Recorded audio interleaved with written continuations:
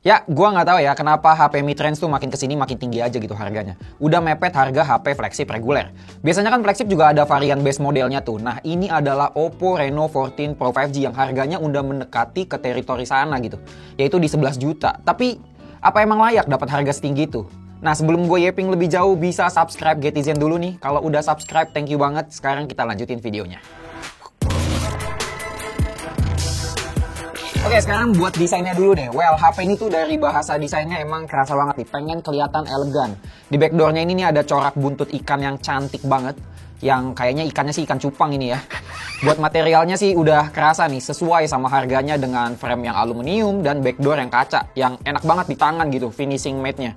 Nggak gampang kotor juga, jadi aman dipegang-pegang seharian. Buat kalian yang suka HP compact, sayangnya HP ini jauh banget dari kesan compact dengan ukuran layar 6,8 inch yang kalau dipakein case nih, makin kerasa banget gitu gedenya. Cuma buat handlingnya sih enak ya. Ujung-ujungnya masih kayak dikasih rounded yang tipis-tipis gitu, bikin enak gitu di tangan. Dan jujur HP ini emang enakan nggak pakai case sih. Di tangan juga, untuk ukurannya juga.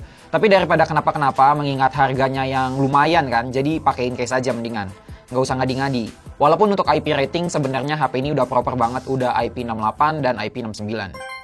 Nah, walaupun layarnya emang gede, tapi dia tuh punya resolusi yang cukup padat dengan 450 ppi dan bezelnya juga tipis nih, yang bikin screen to ratio-nya tembus di 90%. Jadi buat mandangin HP ini tuh layarnya dari depan tuh udah nikmat banget. Panelnya pakai AMOLED yang punya refresh rate di 120Hz nih, sayangnya nggak bisa adaptif ya, nggak bisa turun, dia selalu stay di 120Hz.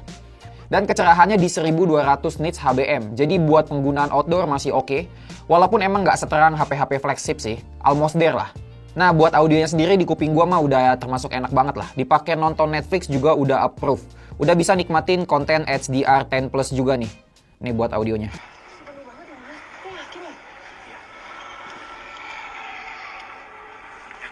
Udah imersif lah ya. Walaupun ini sih hitungannya nggak impresif-impresif banget. Karena HP di kelas harga segini tuh juga emang udah harusnya bisa deliver layar dan audio yang cakep kayak gini. Jadi ini just oke aja lah menurut gua untuk harganya. Tapi gimana nih sama performanya? Well, HP ini pakai chipset dari MediaTek yaitu Dimensity 8450 yang masih baru juga dan kehitung kencang performanya. Dengan Antutu di 1,6 jutaan. Jadi kalau V11-nya tuh udah pasti lebih tinggi lagi. Dan buat di Geekbench 6 dapat single core di 1600-an dan buat multicore-nya di 6000-an. Sedangkan buat stability testnya tuh dia ada di hampir 80% nih, 79,6% yang mulai turun tuh di loop-loop ke 8, ke 9, sampai ke 20-nya udah mulai turun. Jadi awalnya tuh 1 sampai 7, ini masih cukup stabil ya, dia bisa jaga suhunya gitu. Oke, lanjut nih buat gaming di chipset sekelas ini sih harusnya udah lancar ya mainin game apa aja. Jadi langsung aja nih kita tes pakai game berat yaitu Wuthering Waves yang udah kita hidupin juga FPS-nya. Resolusinya di high dan frame rate-nya di 60 dan special effect-nya juga di high. Sisanya tuh high semua ya, kita pentokin. Baterai di 86%.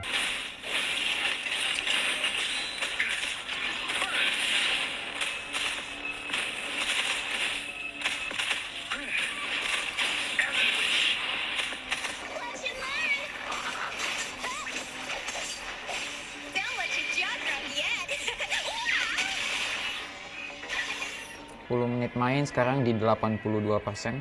Ya, buat average FPS kita dapat di 50-an dengan performa yang tadinya tuh bisa ditahan di 60% di 5 menit pertama, tapi udah mulai menit ke-6 nih udah mulai turun dia nih ke 40 sampai ke 30-an. Sementara temperaturnya yang tadinya 30-an naik ke 35, udah hampir-hampir 40 nih. Untuk performanya memang kenceng, tapi untuk game sekelas Wuthering Waves dia cuma bisa tahan untuk stay di 5 menit pertama untuk dapetin performa maksimalnya. Sementara pas udah setelah 5 menit, ya udah mulai naik turun tuh FPS-nya. Gameplaynya sih aman ya. Tadi gue enjoy. Resolusinya juga tinggi. Jadi buat gaming ini sih harusnya udah game apa aja udah bisa playable lah. Apalagi kalau sekedar Mobile Legends gitu udah aman banget pasti. Nah, buat pengetesan selama 10 menit tadi tuh turun baterainya cuma 4%. HP ini tuh emang sepanjang penggunaan gue ya emang kerasa irit gitu baterainya. Gue bisa dapetin SOT di hampir 7 jam dengan sisa baterai di 24% nih. Di jam setengah 12 malam. Jadi emang kayak SOT-nya juga kita bisa dapat panjang gitu dengan baterainya yang emang gede 6200 mAh. Buat ngecasnya juga udah bisa 80 watt wired dan 50 watt wireless. Buat ngisinya dari 0 sampai 100% tuh cuma perlu waktu 50 menitan aja. Oh iya, HP ini tuh cuma punya satu varian aja, yaitu 12/512 GB. Yang storage-nya tuh pakai UFS 3.1 yang di CPDT tuh dapat sequential write dan sequential read sama-sama di 700 MB per second, yang udah kenceng banget. Hal ini bikin pengoperasian HP ini tuh kerasa satset ya. Oh iya, FYI, gue tuh pakai HP ini tuh udah cukup lama ya, udah ada 2-3 bulanan, dan well, ini HP enak banget buat dipakai daily. Nggak pernah let me down karena ada lag ataupun bug sama sekali, jadi very smooth penggunaannya. Mungkin hal ini ya karena OS-nya yang stabil ya, yaitu si ColorOS 15 yang dijanjiin dapat OS update tuh sampai 5 tahun loh. Udah kayak HP flagship nih treatment OS-nya.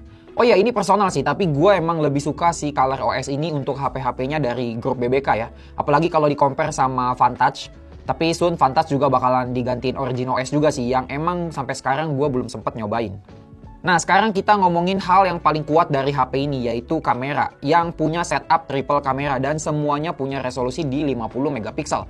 Ketiga kameranya tuh bagus ya, buat ambil foto dari ultra wide, main kamera, sampai tele, semuanya tuh cakep-cakep banget.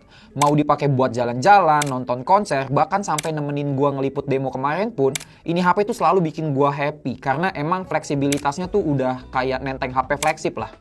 Bahkan gue sempet pakai Samsung S25 yang reguler dan kualitas kameranya tuh nggak sebikin happy kayak gue pakai si Oppo Reno 14 Pro ini. Ini kita belum ngomongin kualitas videonya yang aduh mantep banget sih. Untuk sektor ini gue udah bisa bilang ini tuh mepet banget sama kualitas flagship. Gue banyak ngambil video pakai HP ini buat story dan sering ditanyain pakai iPhone berapa nih? Padahal pakai Android, mid-range pula, bukan flagship. Ya, ini adalah perekaman video menggunakan Oppo Reno 14 5G. Ini gue lagi ada di Stone Garden, Citata. Hampir jam 7 pagi. Untuk video kualitinya HP ini sih gue udah suka banget ya. Gue pakai HP ini udah beberapa waktu dan videonya tuh bagus-bagus banget. Stabil. Ngambil warna juga bagus. Jadi buat penggunaan yang lebih advance pun menggunakan HP ini tuh gue ngerasa enak banget. Karena dia ada fitur buat lock white balance sama lock lens biar dia nggak ganti lensa. Karena dalam perekaman gini kita bisa pindah-pindah lensa nih. Dia bisa pindah ke ultra wide, ke 1, ke tele. Dan itu tuh smooth ya. Perpindahannya tuh smooth banget. Mungkin gua rasa di mid range ini yang paling smooth. Gila, ini tempatnya cakep banget dan cuma gua sendirian aja. Tapi buat kualitas audionya kayak gimana, coba kalian komen. Kalau untuk video sih ini udah ajib banget sih. Oke, jadi gimana nih kesimpulan dari si Oppo Reno 14 Pro ini? Well, buat HP 11 juta, kayaknya dari tadi kan kalian udah tahu lah kalau gue emang ngerasa price tag-nya itu udah mepet flagship. Walaupun emang ada sektor-sektor yang udah kerasa kayak HP flagship. Kayak tadi kameranya either buat foto maupun video tuh udah cakep. Baterainya awet, ngecasnya cepet, OS-nya stabil dan dukungan software yang panjang. Tapi buat hal-hal selain itu kayak layar dan audionya, jenis storage-nya yang UFS 3.1, belum UFS 4, chipsetnya yang emang kerasa kenceng tapi nggak sekenceng HP-HP di price range-nya, yang emang kerasa belum sampai ke level yang impresif buat bandrol harga yang dikasih. Bahkan kompetitornya kayak Xiaomi 15T Pro tuh di harga yang sama udah bisa kasih storage 1 TB dan ini masih 512. Walaupun emang Oppo tuh bukan tipe yang jualan value for money sedari dulu, tapi ada hal-hal lain kayak after sales yang terkenal oke, dan HP-nya yang jarang banget gue denger orang tuh komplain matot atau sebagainya. Oppo tuh kayak paling jarang banget gitu. Oke, TLDR ini HP bagus banget, tapi akan lebih bagus kalau dapat penyesuaian harga. Jadi buat tim mendang mending kalau mau nunggu beberapa bulan lagi pas harganya bisa under 10 juta, kayak di 8 jutaan misalnya, ini HP tuh bisa aja jadi disruptor di market. Karena apa gue bilang gitu? Karena kayak Oppo Reno 11 Pro yang umurnya udah mau 2 tahun, ketinggalan 3 generasi dari yang sekarang dan masih dijual di harga 4 jutaan. Asli itu rame banget diomongin di forum saking worth it-nya. Oke deh, itu aja opini gue buat Oppo Reno 14 Pro 5G. Jadi kalau ada diskusi atau insight-insight menarik, bisa tinggalin di kolom komentar, bisa di-like juga kalau video ini informatif, di-share ke teman-teman yang lagi nyari HP 10-11 jutaan. Kita ketemu lagi di video Getizen lainnya. Adios!